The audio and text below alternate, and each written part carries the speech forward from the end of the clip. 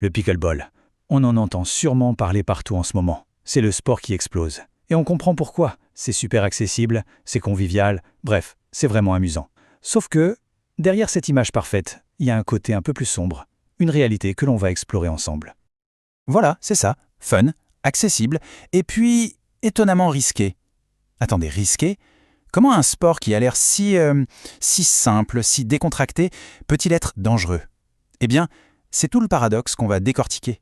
Alors, juste pour être sûr que tout le monde visualise bien, c'est quoi exactement le pickleball? Bon, en gros, imaginez un cocktail de plusieurs sports. On prend un terrain qui ressemble à un mini-court de tennis, on y ajoute des éléments du badminton, une balle légère en plastique et des raquettes qui font penser au ping-pong. C'est ce mélange en fait qui le rend si facile à aborder au début. Bon, entrons dans le vif du sujet, les blessures. Parce que oui, cette popularité a un revers et c'est souvent le corps qui trinque. Le truc, c'est que le problème, ce n'est pas vraiment le sport en lui-même, non, c'est plutôt la façon dont on s'y met. Alors on peut se demander, mais où est le piège avec un sport si sympa? Eh bien, le voilà, le piège, son accessibilité. Ça attire énormément de monde, notamment des adultes qui n'ont pas fait de sport depuis des années. On se lance plein d'enthousiasme, mais souvent sans aucune préparation physique. Et là, forcément, les conséquences peuvent être assez lourdes.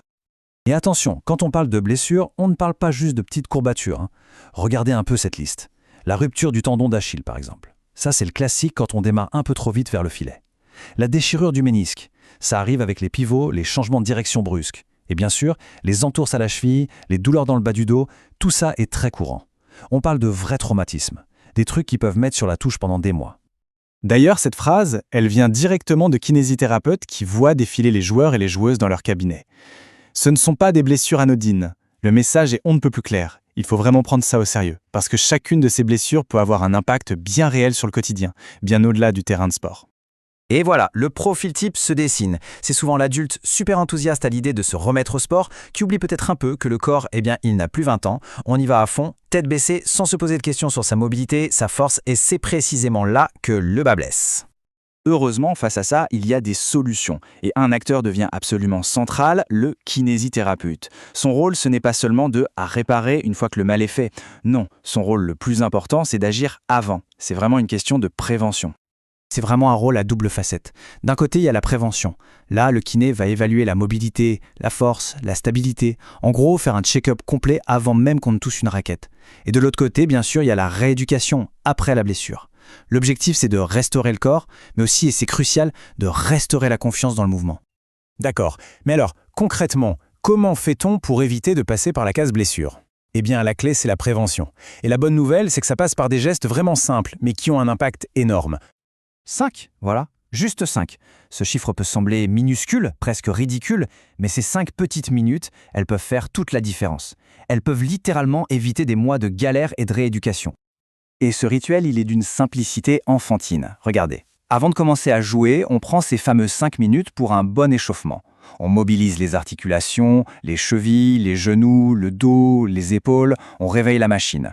Et une fois le match terminé, hop, 2 petites minutes d'étirement tout doux pour aider le corps à récupérer. C'est tout, vraiment. Et cette phrase, elle dit tout. C'est souvent ça qui fait la différence entre une partie super agréable et une vilaine tendinopathie.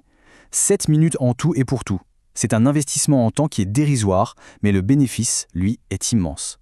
C'est la petite barrière entre le plaisir de jouer et une inflammation des tendons qui peut tenir quelqu'un éloigné des terrains pendant des semaines, voire des mois. Et on va se quitter là-dessus avec une question qui va un peu plus loin. Pour le sportif amateur, est-ce que la préparation n'est pas au final plus importante que la performance elle-même ? Dans notre société, où tout va très vite, où on veut des résultats tout de suite, le pickleball nous rappelle une chose essentielle. Le vrai but du jeu, ce n'est peut-être pas de gagner le match du jour, mais c'est d'être capable de revenir jouer demain et après-demain sans se blesser. C'est une idée qui mérite qu'on y réfléchisse.